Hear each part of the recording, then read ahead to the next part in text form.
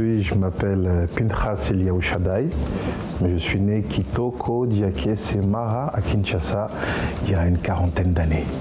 En arrivant ici, j'avais j'ai toujours le sentiment d'avoir atteint le centre de toute chose, le centre du monde. Ce Congolais d'origine vit en plein cœur de la vieille ville de Jérusalem depuis bientôt 10 ans. Après s'être converti au judaïsme en France où il a passé la majeure partie de sa vie, c'est ici qu'il a décidé de s'installer pour fonder une famille. Quand on se convertit et qu'on veut devenir juif, ben Israël, on se dit qu'il y a un endroit idéal pour ça. Aujourd'hui, Pinchas Eliyahu Shaddai n'est pas seulement marié et père de 4 enfants. Après plusieurs années d'études de la Torah, ce dernier est devenu rabbin.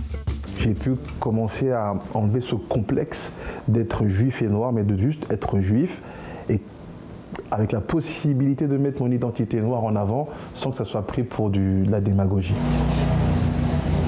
Il y a 3 ans, en bon maître spirituel, le Rav Shaddai a donc créé son propre centre d'études, la yeshiva de Botzina Kadisha. Nous, notre particularité, c'est de redonner de la fierté aux Africains qui se convertissent en leur disant que votre parcours, non seulement il est unique, mais il est légitime, vrai et justifiable. En leur montrant que dans les différents textes que nous avons, les différentes transmissions que nous avons reçues, que l'Afrique n'a jamais été occultée de la Torah. Vous avez des questions? Un centre d'études, mais aussi le QG de campagne du rabbin Shaddai. Ce dernier ambitionne en effet de se présenter aux prochaines élections présidentielles en République démocratique du Congo. Il y a une spiritualité particulière qui relie la terre d'Israël et le continent africain. C'est pour ça que nos pères ont tous eu l'obsession de descendre vivre là-bas. Abraham est descendu, Yitzhak a voulu descendre, il a dit non, tu n'as pas besoin. Yaakov est descendu, il a amené toute sa famille. Yosef est devenu roi là-bas. Et même Moïse, pour nous, il est devenu roi dans l'empire de Couche. C'est pour ça qu'on a appelé notre parti Imperium.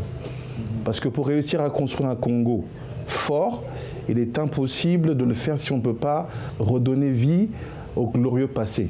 Le Rav Shaddai a toujours été attiré par la politique et n'a jamais oublié le pays qu'il a vu naître. On peut réussir à faire ce que beaucoup pensent être impossible, à savoir redonner au Congo une stabilité, une force, en n'utilisant pas les outils qu'on lui a proposés depuis la période postcoloniale, en utilisant des outils qui sont dans les mains de leurs ancêtres, de nos ancêtres, et qui bizarrement se croisent avec la plus profonde spiritualité juive. Située au cœur de l'Afrique centrale, la République démocratique du Congo est le 2e plus grand pays du continent africain, mais aussi un des plus pauvres et des plus corrompus de la planète. J'enlève une veste pour en mettre une autre, mais j'enlève pas ce qui est à l'intérieur.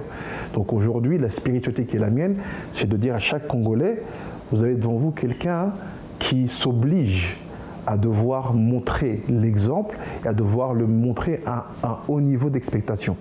Et c'est ça qui a fait défaut au Congo jusqu'à présent.